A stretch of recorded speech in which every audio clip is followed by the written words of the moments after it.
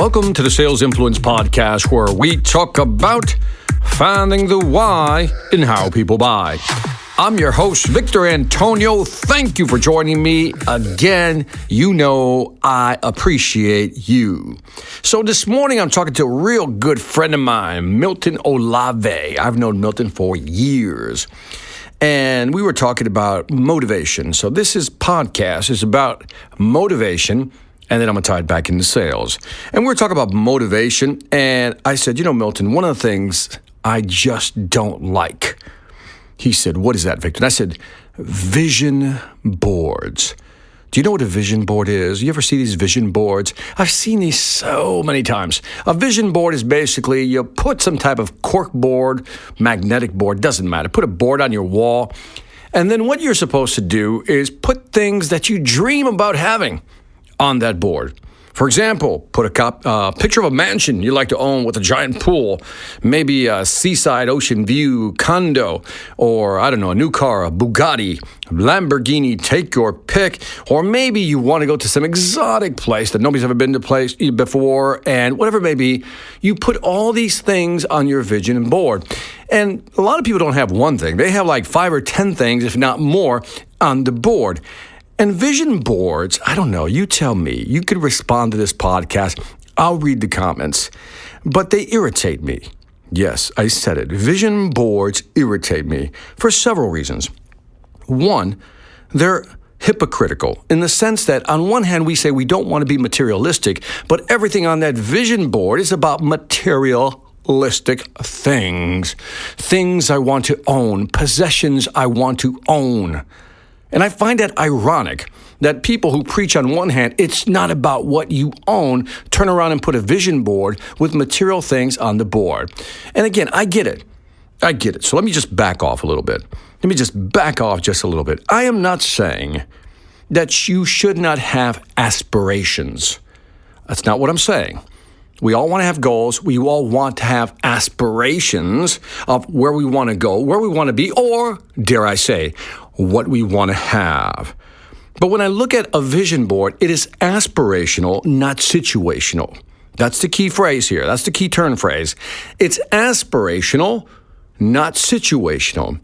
Aspirational in the sense that it's like, here's what I'd like to have. Here's where I'd like to go. This is aspiration. There's nothing wrong with that. I get that. But it's not situational, i.e., how do you get there? How do you get that mansion? How do you get that exotic vacation? How do you get that car, that Bugatti? By the way, I just like saying Bugatti. I don't know if it's just me, but that's the coolest sounding car word, Bugatti. So let's say I want a Bugatti. I got a picture of a Bugatti on there. Great. That doesn't tell me how I'm going to get it. So what if we create something beyond the vision board? Something that says, here's the vision board and here's the mission board. And maybe the mission board is all about how do you get that object that you're craving. By the way, footnote, you're being materialistic.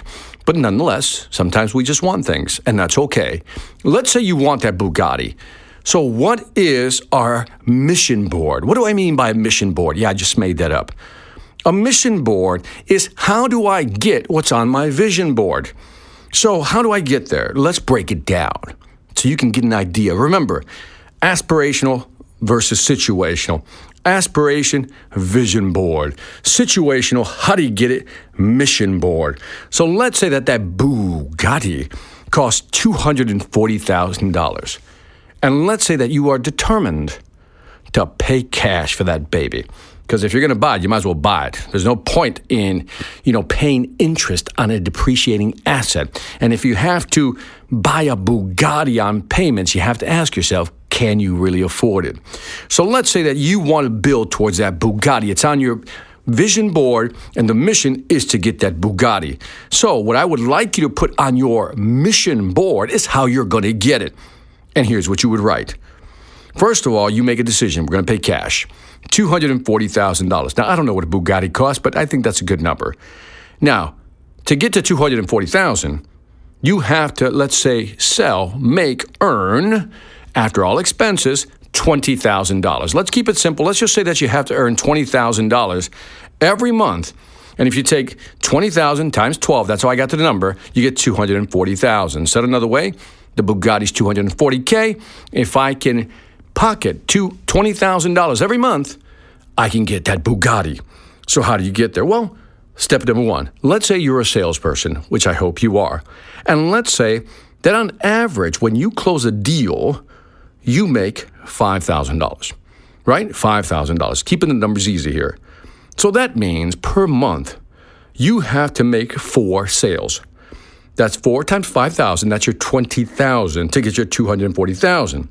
So keep that in mind, work with me on the numbers here. Your average commission is 5,000. You got to get 20,000 every month, so you have to make 4 sales. Nothing hard about that. Now, let's say that you've been monitoring your close rate, your conversion rate, and you realize that you close 20% of the deals, only 20%.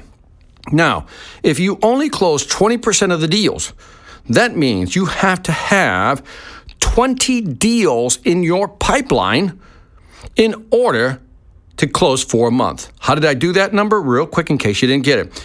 If I got to close 4 deals per month, I take 4 divided by my close rate, which is 0.2, and I come up with 20 deals. Said another way, if you take 20 deals and you multiply it by your close rate, which is 20%, you get 4 deals a month. So now you know that your average commission is 5,000, your close rate is 20%, more or less. If it's higher, great. That means you got to get 20 deals in the pipeline every month. 20 deals in your pipeline. Now, let's dig further into the numbers. So you got to get 20 deals. I got to get 20 deals. Now, you also know that you're on the phone making calls, and you realize that for every 30 calls you make, I'm just picking a number here, for every 30 calls you make, you get 10 meetings.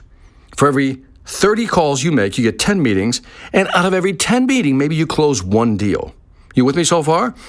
You called 30 times, 30 different clients, you set up 10 different meetings. Out of those 10 meetings, you close 1 deal at $5,000. Now, if you close 1 deal after 30 calls, that means in order for you to hit your number, get 20 deals in the pipeline, you have to make 600 calls per month. Let me do this again slowly because this is important. 30 calls gets you 1 sale. 30 calls, 10 meetings. Out of those 10 meetings, you get 1 sale. You know you need 4 a month, right?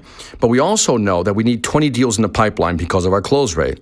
So if you take 30 calls to get 1 deal, that means you have to make 30 times 20 deals that you need in order to get your 20 deals a month. So you have to make 600 calls per month.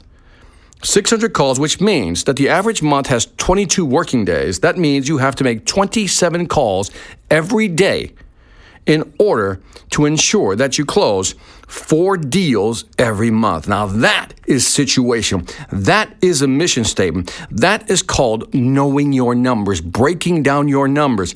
Notice I went from aspirational, I want a Bugatti, to here's what I have to do on a daily basis. I have to make 27 calls on a daily basis. I have to close 20% of my deals. And if I do that, I'll earn $20,000 a month and I'll get that Bugatti by the end of the year. That is a mission board. So I want you to keep this in mind. It's okay to have aspirations, but you need a roadmap. You need details. You need the daily activities that you'll need to do. These are things you have to do in order to hit that number so you can buy that nice mansion, that great vacation, or the Bugatti. Anyway, that is it for this Sales Influence podcast. Don't forget to leave me some feedback on iTunes, Stitcher, or YouTube. Let me know what you think. I'd greatly appreciate it. And in fact, what I'm going to do, I'm going to post this one on YouTube. And in the description, look down in the description if you're looking at it on YouTube, and I will write out all these numbers for you so you can actually follow along with this audio. Anyway, go to the Sales Mastery Academy, which is now the Sales Velocity Academy. I keep getting that question all the time. Is it the same thing? We've just rebranded it. So if you want to increase your sales velocity, go to salesvelocityacademy.com. And lastly, I want to thank you for listening. This is Victor Antonio, always reminding you, selling ain't hard when you know how. Take care.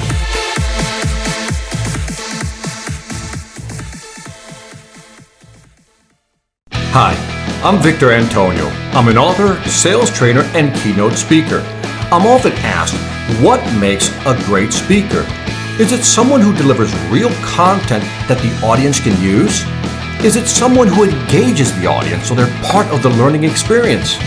Or is it someone who can motivate an audience to push them beyond their comfort zone and discover new abilities? The answer is yes. But the most important thing to remember is that I'm not there to look good. I'm there to make my client look good. Simply put, it's never about me, and it's always about them.